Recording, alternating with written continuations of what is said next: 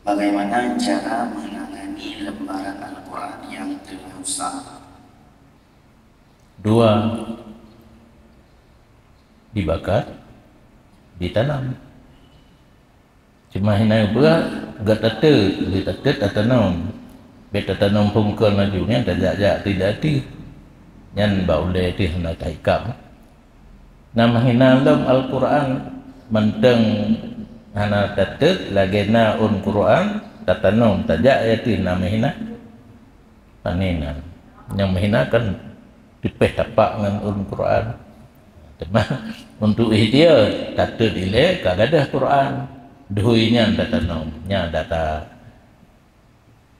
pungkon lebih wahana tatanum tablu-blu pihana kun mahina inci tapi menyamantang bentuk termasuk lapi kerana Al-Quran balapi dihormati lagi baje kan talazum dengan badan baje urung terhormat kan payah terhormati ladung nan berada kehormat tilu dalam itu